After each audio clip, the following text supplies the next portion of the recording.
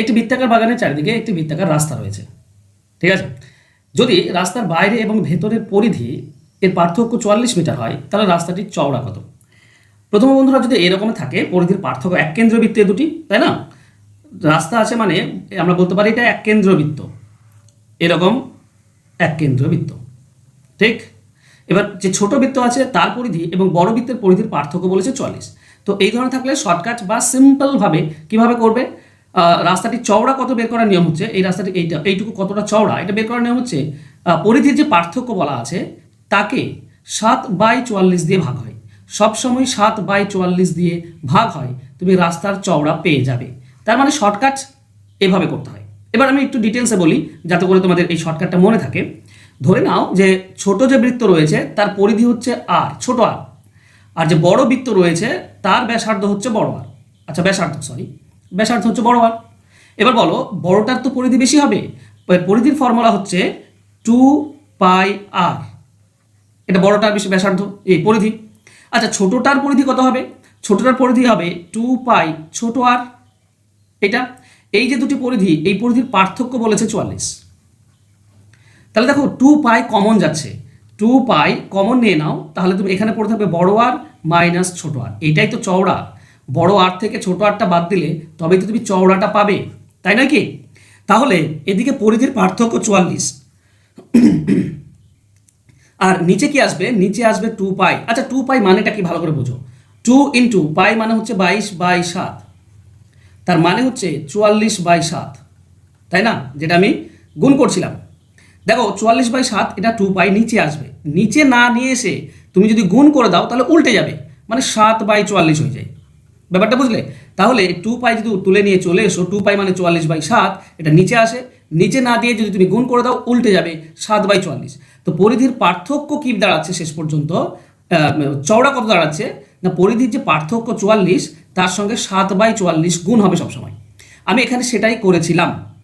তো মনে থাকবে আশা করছি তোমাদের, যে পরিধির পার্থক্য যাই বলবে তার সঙ্গে 7/44 গুণ করে দিলেই তুমি কি পেয়ে যাবে? চওড়াটা পেয়ে যাবে। আশা করছি পুরো ব্যাপারটা বুঝতে পেরেছো। তো 7 এখানে অ্যান্সার হবে অপশন সি। চলো যাবো নেক্সট কোশ্চেনে। পরবর্তী কোশ্চেন বলেছে একটি অর্ধবৃত্তের পরিসীমা 36 সেমি হলে ক্ষেত্রফল কত হবে? দেখো, অর্ধবৃত্তের পরিসীমার ফর্মুলা কি হয় বা কেন হয় সেটা ভালো করে বোঝো।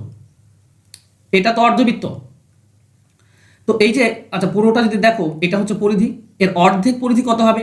দেখো 2πr, এটা হচ্ছে পুরোটা পরিধি যদি আর ব্যাসার্ধ হয়, তাই না? এবার একে দুভাগ করে দিলে অর্ধেক পেয়ে যাব, তার মানে অর্ধেক হচ্ছে π/r, 2 কেটে যাবে। তো π/r হচ্ছে অর্ধেক, কিন্তু এতে কি সীমাটা ঘেরা হবে? না, ঘেরা যাচ্ছে না, কারণ এখানে পরিসীমা মানে এই যে ব্যাস রয়েছে সেটাও তোমাকে ধরতে হবে। অর্ধেক পরিধি এটা, আর এই ব্যাস যদি হয় তবেই পুরো ব্যাপারটা ঘিরবে, তার মানে পরিসীমা পাবে পুরোটা, এই অর্ধেক পরিসীমা এবং ব্যাস এই পুরোটা। আচ্ছা, ব্যাস মানে কি? ব্যাস মানে হচ্ছে 2r, ব্যাস মানে হচ্ছে 2r। তাহলে অর্ধবৃত্তের ব্যাসার্ধের ফর্মুলা কি দাঁড়ায়? অর্ধবৃত্তের পরিধির ফর্মুলা, অর্ধবৃত্তের পরিধির ফর্মুলা হচ্ছে πr + 2r, ঠিক। এইটাই বলা আছে কত? 36, এটাই বলা আছে 36। দেখো আর কমন যাচ্ছে, আর কমন নিলে তুমি পাবে π + 2, এখান থেকে পাই, এখান থেকে 2 সমান 36। এবার π + 2 মানে কত? দেখো π মানে তো 22/7, আর 2 মানে তো 2, এখানে লসাগু হবে 7, 22 আর এটা 14 যোগ হবে, এটা হবে 22 + 2 এর জন্য কত হবে? 7 2 14, তাহলে এটা পাবে তুমি 36/7। তাহলে এই জিনিসটা, এই π/2, আর এর মান কত হবে? এদিকে রয়েছে 36, π + 2 মানে 36/7, এটা নিচে আসবে, নিচে না দিয়ে গুণ করে দিলে হয়ে যাবে 7/36, তো কেটে যাবে। তো আর এর মান আমরা 7 পাবো। এবার আর এর মান যখন আমরা 7 পেলাম, আমাদেরকে বলেছে ক্ষেত্রফল কত হবে।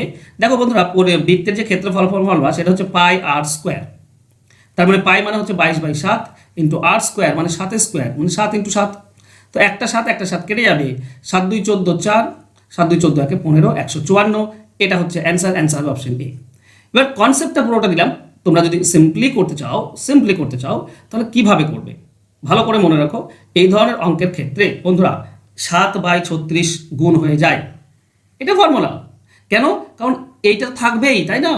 এইটা তো মানে আমার তো আসছে 2πr + 2r, এটা থাকবেই। আর এটা থেকে তুমি এখানে r × 36/7 পাবেই, এটা মানে হচ্ছে r × 36/7, তুমি করে নাও, আমি 36/7 পেয়েছি না?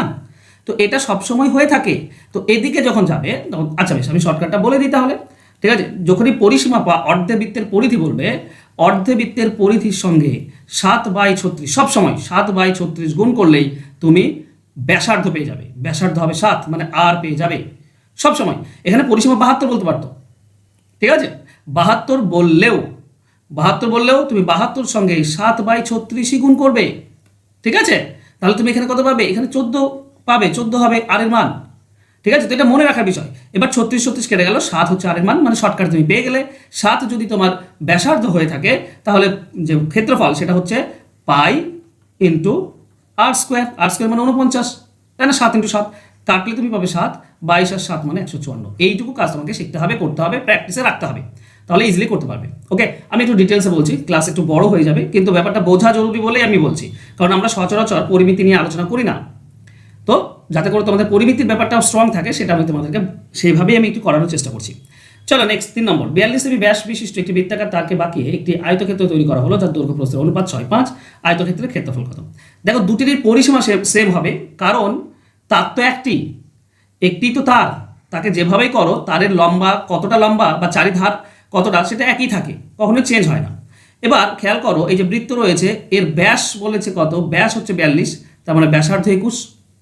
ব্যাসার্ধ যদি 21 হয় তাহলে পরিধি কত হবে? 2πr, তার মানে 2 × 22/7 ইন্টু আর মানে 21, কাটলে পাবো 3। তো 3 2 6, 6 22 কত হবে? 6 2 12, 2 হাতে 1 থেকে 6 2 12 13, 132। এটা হচ্ছে পরিসীমা। আচ্ছা, এটা যদি এর পরিসীমা হয়, এরও পরিসীমা 132। এবার এর দেখো অনুপাত দেওয়া আছে 6 আর 5, তো আমরা ধরবো একটা 6x আর একটা 5x দৈর্ঘ্য প্রস্থ, তাহলে টোটাল হচ্ছে 11x। আচ্ছা, দৈর্ঘ্য প্রস্থের যোগফলকে 2 দিয়ে গুণ করলে হচ্ছে তোমার পরিধি, তাই না? 2 × দৈর্ঘ্য প্লাস প্রস্থ, এটাই তো আমরা জানি পরিধির ফর্মুলা, পরিসীমার ফর্মুলা। 2 × দৈর্ঘ্য প্লাস প্রস্থ, তো দৈর্ঘ্য আর প্রস্থ যোগ করে 2 দিয়ে গুণ, মানে কত হচ্ছে? 22x। 22x মানে হচ্ছে 132, 22 দিয়ে এটা কেটে দাও, তাই না? 6 পাবে। তো x এর ভ্যালু হচ্ছে 6। এখন x যদি 6 হয় তাহলে বলো 5x মানে কত হবে? 5 6 30, আর 6x মানে হবে 36। তাহলে দৈর্ঘ্য প্রস্থ যদি 30 36 হয় তাহলে ক্ষেত্রফল হবে 30 × 36। 36 3 108, তার মানে 1080। এটা হচ্ছে অ্যান্সার। অ্যান্সার হবে অপশন ডি। ক্লিয়ার সকলের? চলো যাবো নেক্সট কোশ্চেনে।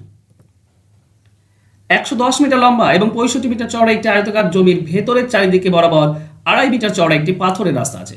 প্রতি বর্গমিটার 80 পয়সা হিসেবে রাস্তাতে পাথর বিছাতে কত খরচ হবে? তাহলে তোমাকে একটা জিনিস খেয়াল করতে হবে যে এর ভেতরের দিকে রাস্তা রয়েছে। ভেতরের দিকে যদি রাস্তা হয় বন্ধুরা, তাহলে ভেতরে রাস্তার যে এরকম যদি হয়, তো খেয়াল করো, রাস্তার ক্ষেত্রফল হচ্ছে এটা হচ্ছে রাস্তা। এই পুরো যে লাল কালার দেখতে পাচ্ছ, এর দৈর্ঘ্য হচ্ছে 110 আর প্রস্থ হচ্ছে 65। তাহলে পুরোটার ক্ষেত্রফল কত? 110 × 65।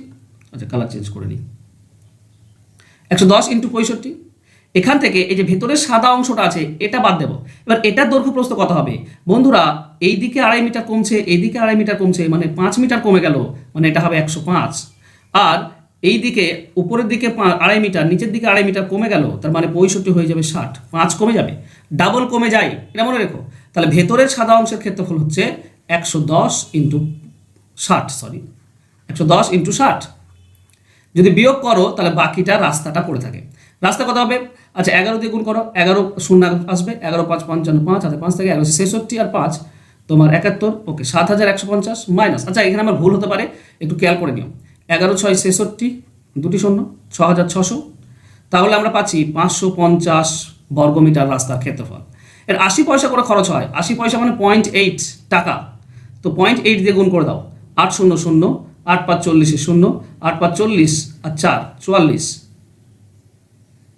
1.840। ভুল হচ্ছে কোথাও,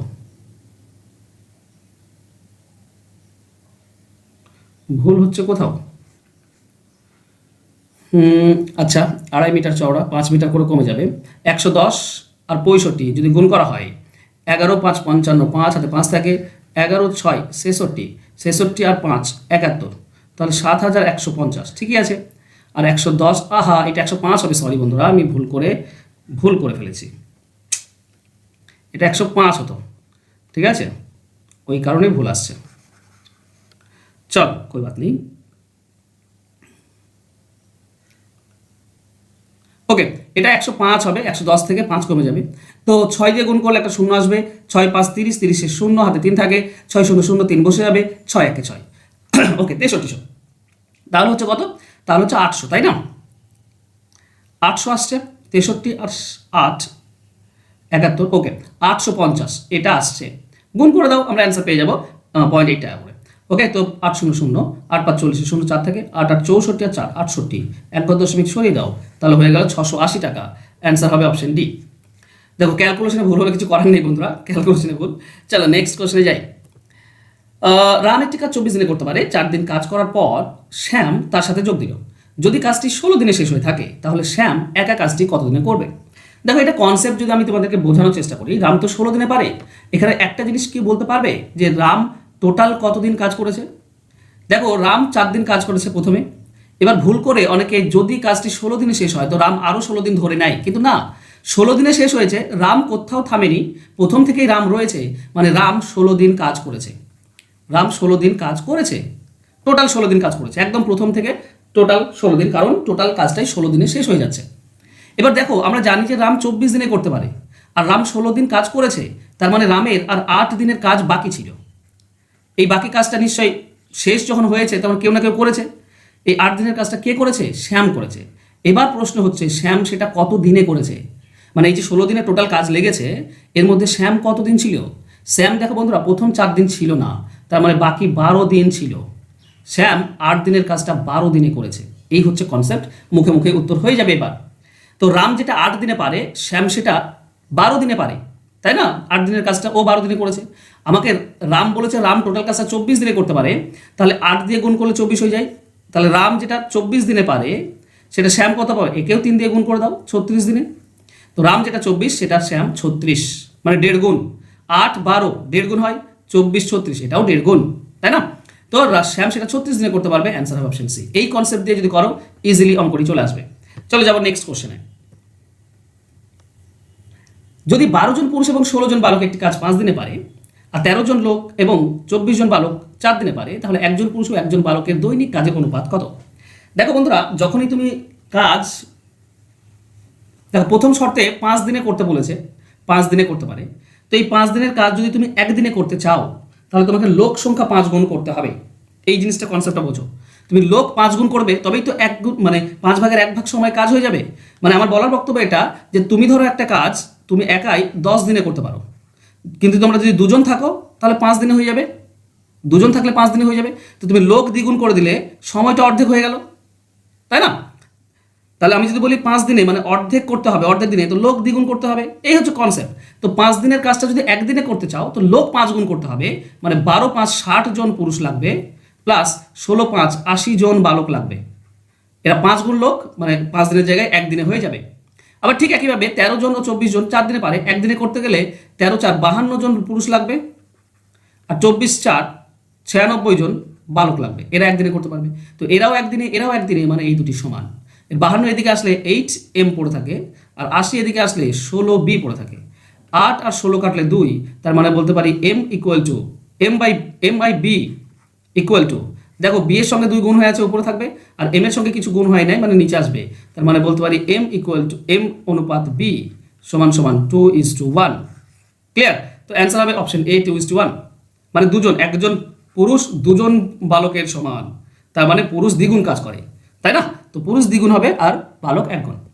ওকে বন্ধুরা, যদি অঙ্ক তোমরা চ্যাপ্টার ধরে শিখতে চাও তাহলে আমার পেড ব্যাচে ভর্তি হতে পারো, যেখানে আমি তোমাদেরকে লাইভ ক্লাস করাই এবং চেষ্টা করি তোমাদেরকে কফুল কনসেপ্ট দিয়ে অঙ্ক শেখানোর, সঙ্গে ডিটেলস করে দেওয়ার, সঙ্গে শর্টকাট ট্রিক্স শেখানো, সঙ্গে কিভাবে তুমি অ্যান্সার বের করবে সেই সব কিছু টেকনিক শেখানোর চেষ্টা করি চ্যাপ্টার ধরে ধরে। তো তুমিও যদি অঙ্ক শিখতে চাও তো মাত্র 6 মাসের কোর্স, এই 6 মাসে আমি তোমাদেরকে অঙ্ক শিখিয়ে দেবো, পরিমিতি, জ্যামিতি, তারপরে পাটিগণিত, সমস্ত কিছু। তো তুমি যদি অঙ্ক শিখতে চাইছো বন্ধুরা, তাহলে আমার পেড ব্যাচে ভর্তি হতে পারো, যেখানে আমি তোমাদেরকে চ্যাপ্টার ধরে ধরে অঙ্ক শেখাবো। রেকর্ডেড ক্লাসও পেয়ে যাবে, প্রত্যেকটি ক্লাসে পিডিএফ ফাইলও তোমরা পেয়ে যাবে। দেখো ফোন নাম্বার নিচে দেওয়া আছে, জাস্ট যোগাযোগ করে নিও। থ্যাংক ইউ সো মাচ বন্ধুরা।